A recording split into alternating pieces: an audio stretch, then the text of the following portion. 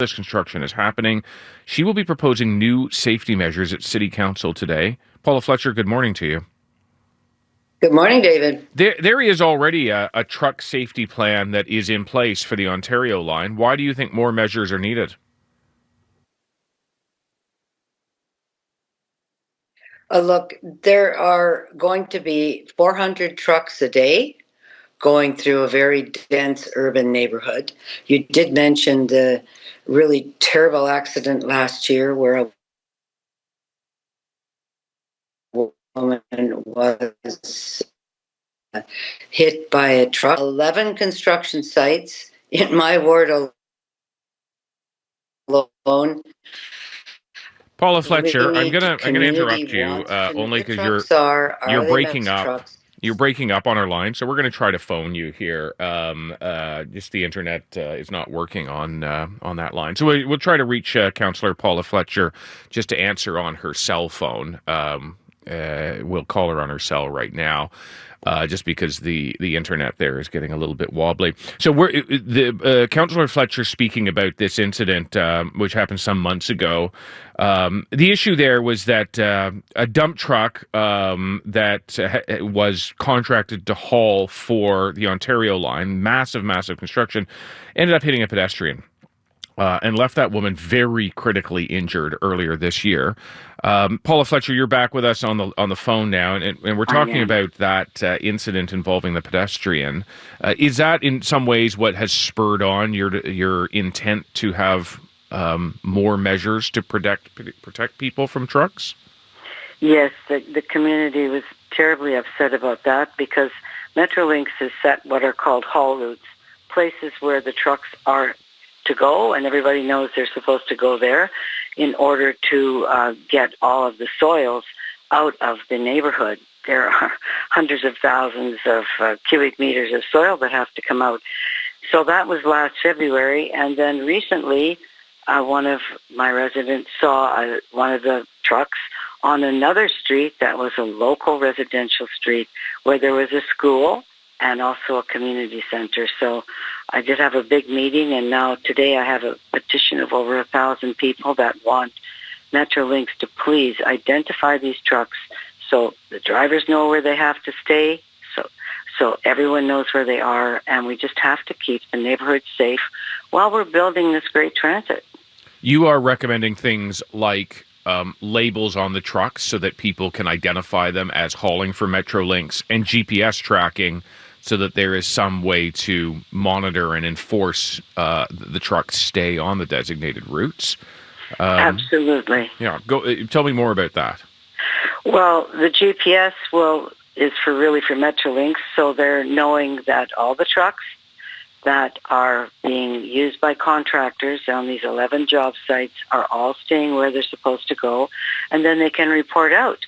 Because we do have a lot of meetings with them online, and hundreds of people have been interested in this. It's right in the neighborhood. The other one is, the city. You may see trucks sometimes on city trucks that say, working for the city of Toronto. Well, maybe these trucks should have working on the Ontario line. So we all know right away that's a truck that's working on the Ontario line. And if we can't identify them, then I know there'll be any truck that's out there, everybody will think they're on the Ontario line.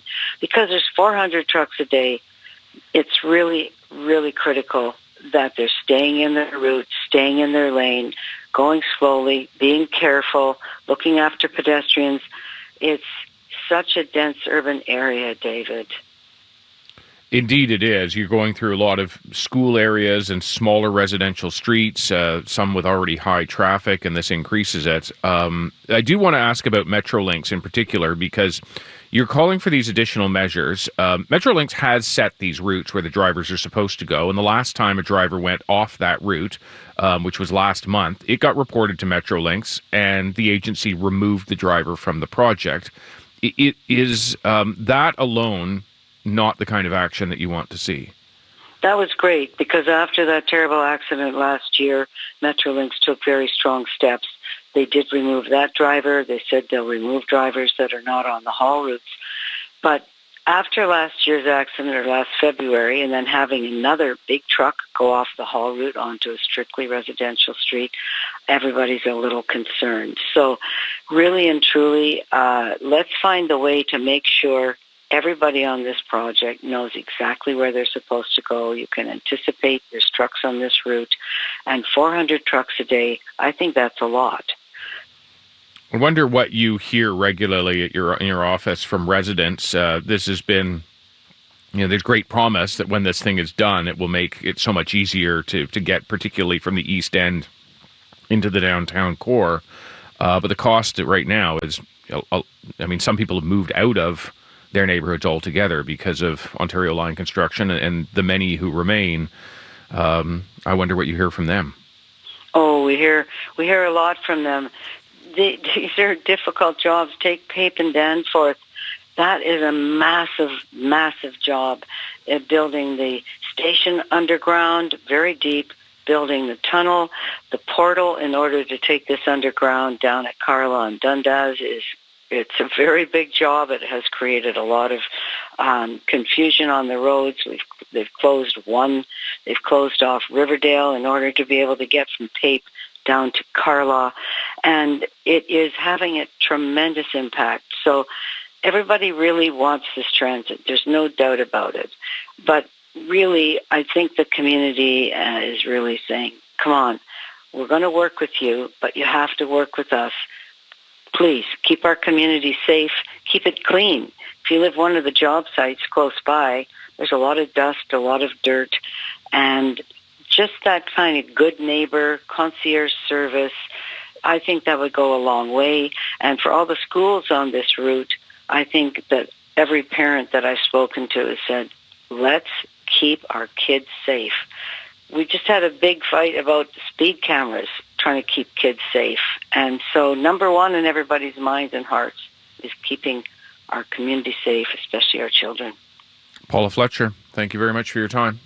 Thank you. That is Paula Fletcher, who is the City Councillor for Toronto Danforth.